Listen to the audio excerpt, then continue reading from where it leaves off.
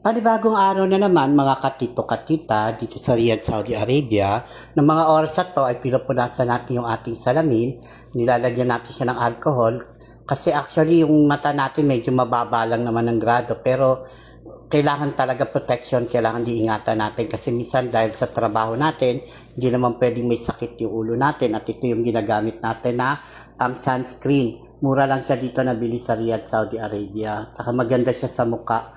Natural talaga kasi nalabas tayo at na-expose tayo sa araw. Alam niyo naman dito masyadong mainit. At ng mga oras na to ay kailangan na natin pumunta sa shop. Maaga kasi maglilinis tayo, mag-aayos tayo. Iba, tapos na rin naman yung ibang area. Kaya kailangan din natin, sa susunod ipapakita natin yung bagong renovation ng ating shop. Maganda siya at maaliwalas. Talagang pinaganda ng aking amo. Dahil nga sa sobrang higpit ngayon ng Ministry of Health, kailangan lahat ng mga gamit medyo bago, lahat na higaan maayos. At ito pumunta tayo sa mini store o tinatawag na bakala para bumili tayo ng itlog at ng ating almusal. Hindi tayo nakapagluto, hindi tayo nakapagsaing kasi nga medyo pagod tayo dahil marami tayong nililinisan at medyo masama yung ating katawan.